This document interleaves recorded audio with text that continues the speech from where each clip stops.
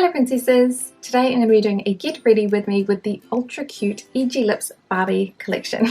Of course I had to buy this. I don't even know where I saw this first. I think I might have seen like maybe one of the lipsticks or something a little while ago, like a few months ago, and I was kind of like, oh, those are really cute, but I looked at the colours and I was like, not really me, so I never ended up getting it. And then when I was on Miss Beauty Korea, I saw the eyeshadow palette, which I didn't know existed. And I was like, hello, this is adorable. I love this, especially with this cute little packaging. So I ended up picking up everything from the collection, which luckily wasn't much. So we've got a little powder pack, we've got the eyeshadow that I just showed you there, and then there are 4 lipstick colors, which are also adorably packaged with like a little pink to white gradient and a gold Barbie logo. So freaking cute. So if you would like to see how I achieved this look, then please just keep watching. So we're going to start up with the pressed powder, which is in the shade 21, maybe? Yes, 21. And I love the packaging of this one. I'm not actually going to be doing a separate review of this one because it doesn't really fit in with the other 2 products, like content-wise, and I just do not think it's that interesting, but I did want to get it so that I had the collection, and it is so cute. There is a really cute little heart-shaped puff on the inside, which I have never used, and it has a little flippy plastic thing to keep the puff separate from the powder, which I really like, and the powder itself has a little Barbie head embossed, which I think is just so gorgeous. So I have been using this powder a fair bit, and the only way that I'm really applying it, because I don't use the powder puffs like that, I've always applied powder with a big brush, is just using a big fluffy brush. This is a Real Techniques powder brush, which I've had for years and years and years. And I'm just going to lightly dab that pretty much all over my face. So for my skin, I get particularly oily in the T-zone. So that is across the forehead and then down the nose and then on the chin. So that is where most of my oil is. However, I also have a lot of hair. And I hate it, hate, when the hair on my face sticks to my skin. So I prefer a powder that makes my skin not feel sticky and doesn't really change the appearance of the product underneath. I do find that this powder makes things slightly more matte, but it's not terrible. And I feel like I can apply it fairly well at the moment. Sometimes I do have a tendency to go a little bit over the top with pressed powders, because I'm used to using my Laura Mercier translucent loose setting powder, which is a loose powder instead. So it's just a slightly different technique of applying.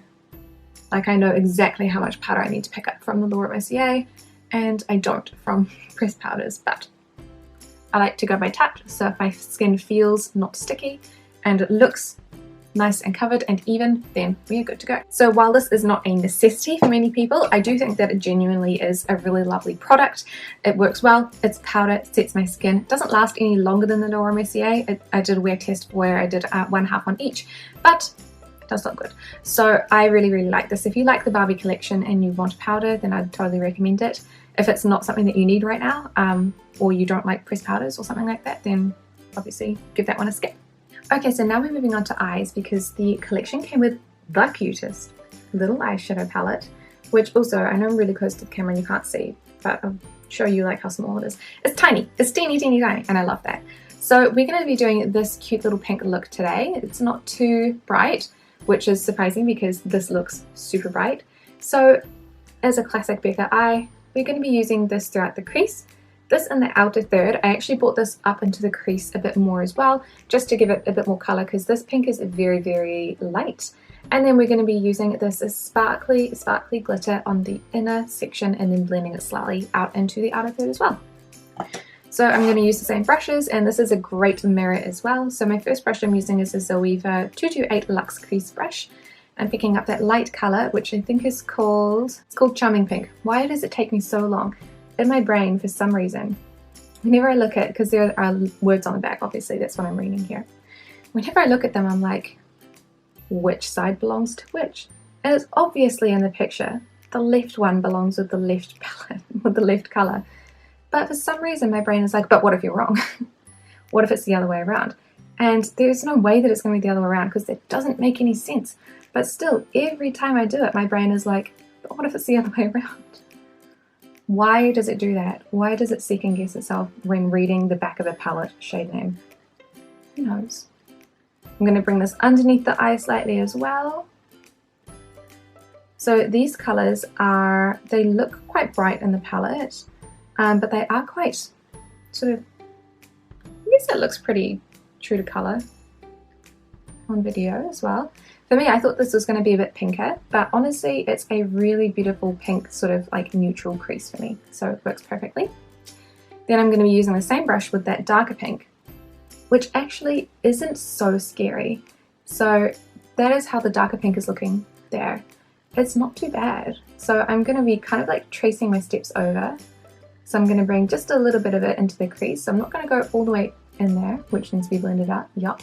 But I'm just going to be focusing it on the outer third here. So super light touch with the brush, and we can always go back in with that lighter pink and blend it out more as well. So I did find that this pink actually looks super beautiful and it's not too intense. Super easy to blend as well. Like, I was not expecting the quality to be that high. I've never tried anything from Eglips before. I don't even know what EG stands for. Is it an example? I don't know. Maybe. Bringing that underneath the eye as well. But I'm pleasantly surprised with how nice these are to apply. I find that the sparkles are a little bit firm for my tastes.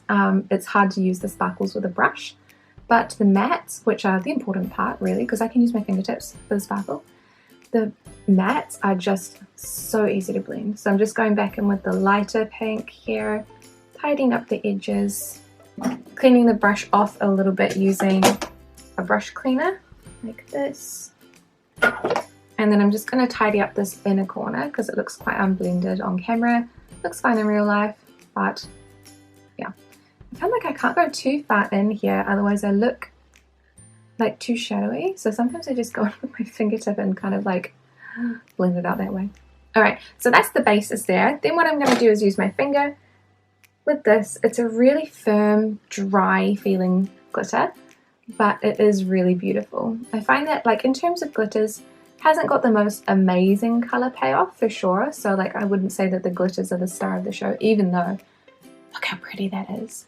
Formula wise, it isn't that great, but maybe I'm just not used to using dry glitters anymore. I cannot seem to get it to work with the brush, which is a shame because it's very hard to do this inner corner with a finger. What I have done is I've put like the glitter on with the finger and then tried to move it around with the brush. It doesn't work that great either, but it still turns out nice. So I'm going to quickly put on some eyeliner, mascara, and then I'll show you guys how this looks. So here's our finished eye look, which I absolutely love. Obviously I really love pinks. This one is just like the prettiest shade of pink. It is quite reminiscent of my Lily by Red palette. I would have to kind of like get the shades out and match them up to see if they are exactly the same, but it is very reminiscent. So if you missed out on the Lily by Red Sweets palette, the pink one, this one might be a really good alternative. It doesn't have all of the shades and it does have those other brown shades, so it's not the same, but if you wanted those pink shades maybe in a smaller palette, this is quite good. But I love the way that the sparkles look. I think that they were super easy to use, easy to blend, and all around just really lovely to apply. Okay, so now I'm going to be doing cheeks, and I'm going to use something that's not from the Eglips collection. It's one from Etude House. It's a new one, which is the Heart Cookie. This is in the shade, not the one I wanted. This one is in the shade PK001, which is called Pink Salt. These ones I swatched and I was immediately like super disappointed by how they looked, but they are like really hard blushes. So getting the color off the blush, like you really have to go for it. But honestly, they look really, really nice on the skin. They are very subtle. So if you want a subtle blush, keep an eye out for this review, which will be coming at some point. Don't know. I have given up making lists of things because I never know when post is coming anymore. So I just am trying my best basically. But this looks super cute with the eyeshadow. It like almost matches that initial pink that we used, the little lighter one. But it blends out so nicely on the skin. I kind of wish that they weren't in the weird heart blush packaging because they are a little bit annoying to store. And it's weird how it has that little like brown lip I don't know. And then last but not least, we have the lips, and there are 4 lipsticks in the collection here, named number 1 to 4, with the most beautiful little ingredient on the actual lipstick itself. So I believe the pinkest out of all of them is number 1. The most pink one is number 1. It's not super pink though, it's kind of more like a red, which is why when I look at it I'm like, it don't look pink. So I'm going to start off by just doing a really sheer application all over the lip.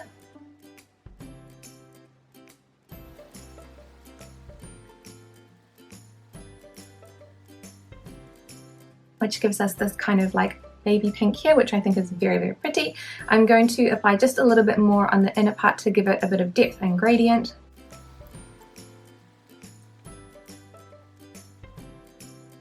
And that is it. So with the lipsticks, yeah, they're the ones that I have tried the least because I have been using my Romand tints for the most part over the last couple of weeks, just to make sure, because that review is coming up first. I do like the tints. I think that they are very pretty. They're probably not my favorite formula. They are a little bit drying, but they do look really nice on dry lips. I don't feel like the flakiness is very pronounced for me at the moment. The wrinkles, yes, but the flakiness is fine. So that's a plus for me. So this is how the finished look turned out. I really, really like it. Obviously, I love pinks, so I think everything in this collection was kind of like made for me. I do wish that with the lipsticks that they had more colors. I feel like they're quite similar toned. Like there's this pink, which isn't that pink.